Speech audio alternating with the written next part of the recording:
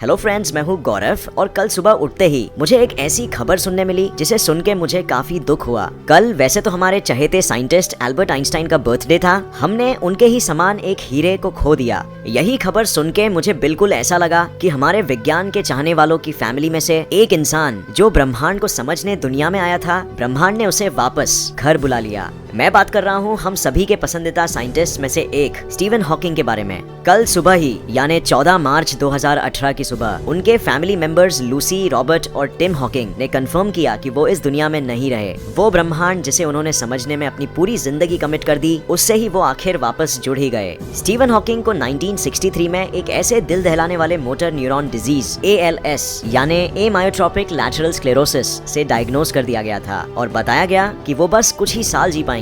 और कुछ साल से उनका मतलब था सिर्फ 2 या 3 साल, और उस समय वो बस 21 साल के ही थे जब ये मोटर न्यूरॉन की बीमारी उनके शरीर को पैरालाइज करना शुरू कर दी। शुरुआत में ये बीमारी ने उनके शरीर के कुछ ही भागों को पैरालाइज किया था, पर धीरे धीरे ये और गंभीर होती चली गई और कुछ ही सालों में उनके पूरे शरीर को ही पैरालाइज कर दिया। इस बीमारी के वजह से ही उन्होंने अपनी लिखने की क्षमता भी खो दी।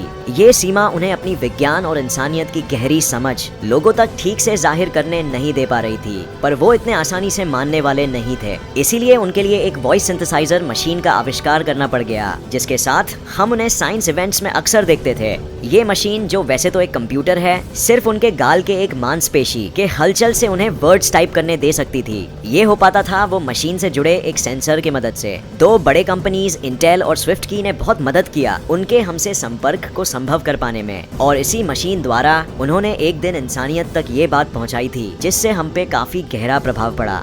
At one point, I thought I would see the end of physics as we know it, but now I think the wonder of discovery will continue long after I am gone. 3 दशकों तक England के Cambridge university में theoretical physics और applied mathematics पढ़ाते पढ़ाते Steven Hawking ने बहुत से किताबें भी लिखी। जैसे उन्होंने अपनी बेटी लूसी के साथ मिलके ब्रह्मांड के विषय में ये किताबें लिखी जिसे बच्चे भी पढ़ सके। और इस किताब के बारे में तो आप जानते ही होंगे, a brief history of time. ये पूरे दुनिया में सबसे बेस्ट सेलिंग साइंस की किताब है, जो साइंस के बहुत ही कॉम्प्लिकेटेड चीजें बड़े आसानी से समझाती है। हम सभी साइंस फैंस जो उन्हें फॉलो करते थे, ये जानते थे कि वो ब्लैक होल्स को समझने में सबसे बड़ी दिलचस्पी रखते थे, क्योंकि उनका मानना था कि हम ब्रह्मांड के इन विशाल घटनाओं को अगर ठीक से समझ पाए तो हम भगवान यानी ब्रह्मांड के दिमाग को भी समझ पाएंगे। उन्होंने हॉकिंग रेडिएशन प्रक्रिया को भी डिस्कवर किया, जो मैथमेटिकली ये प्रूव कर सकती थी कि ब्लैक होल्स भी आम सितारे और ग्रहों की तरह एक दिन स्पेस में ऊर्जा के रूप में रेडिएट हो जाएंगे, पर इन्हें बहुत बहुत ज्यादा समय लगेगा।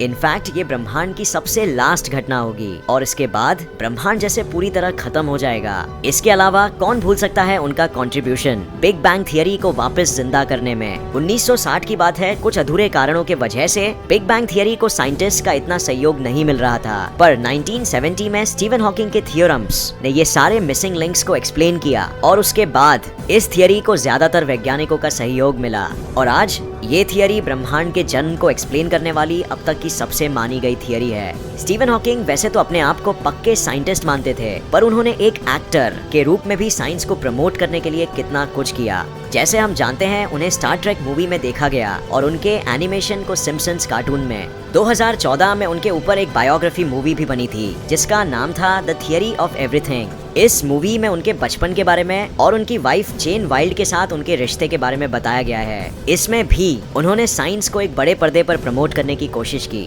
उनका कहना था कि ये उनका तरीका है साइंस के प्रति अपना प्यार जाहिर करने का।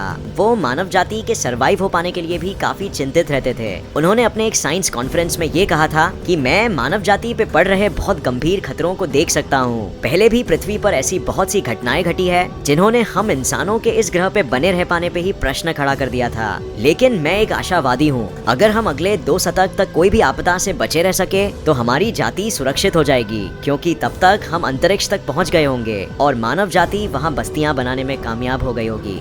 वो हमेशा भविष्य की उचित तैयारी रखने के लिए हमें प्रेरित करते थे। उनके मौत का कारण यही बीमारी ALS मानी जा रही है, पर अभी तक ऑफिशियल रिपोर्ट्स डॉक्टर्स द्वारा नहीं आए हैं। उनकी फैमिली ने भी बताया कि वो बहुत ही शांत तरीके से चल बसे और उन्हें किसी भी तरीके का दर्द नहीं झेलना पड़ा। डॉक्टर्स ने कहा था ये सिर्फ कुछ ही साल जी पाएंगे, पर वो 50 सालों से भी ज्यादा जी पाए। आप ये जरूर सोच रहे होंगे कि वो इतने घातक बीमारी होने के बावजूद कैसे इतना लंबा जी पाए। इसकी वजह ये है कि उनके डाइजेस्टिव सिस्टम और रेस्पिरेटरी सिस्टम सिस्टम से जुड़े मांसपेशियां और न्यूरॉन्स के कनेक्शंस नहीं खराब हुए, उस तरह जैसे उनके शरीर के दूसरे मांसपेशियां जो काम करना बंद कर दिए। ऐसा इस बीमारी से पीड़ित 10 में से सिर्फ एक इंसान के साथ हो सकता है और स्टीवन हॉकिंग उनमें से ही एक थे। शरीर के सारे महत्वपूर्ण प्रक्रिया के ठीक से काम करने के वजह से वो लंबी उम्र जिंदा रह पाए। एल्बर्ट आइंस्टाइन के बाद अगर किसी फिजिसिस्ट का इतना बड़ा योगदान विज्ञान के फील्ड में रहा है तो वो है स्टीवन हॉकिंग, जो हमारे लिए एक प्रेरणा बनके ब्रह्मांड के गोद में लौट गए। उन्होंने बहुत पहले एक बार कहा था कि ये ब्रह्मांड हमें ब्रह्मांड महसूस ही नहीं होगा अगर यहाँ वो लोग नहीं हैं जिन्हें हम प्यार करते हैं। हम उन्हें और उनके कॉन्ट्रीब्यूशंस को हमेशा याद रखेंगे। अगर आपको उनके कॉन्ट्रीब्यूशंस के बारे में जानना है तो आप उनके ये बुक्स पढ़ सकते हो। आपको ब्रह्मांड के बारे में बहुत कुछ सीखने जरूर मिलेगा।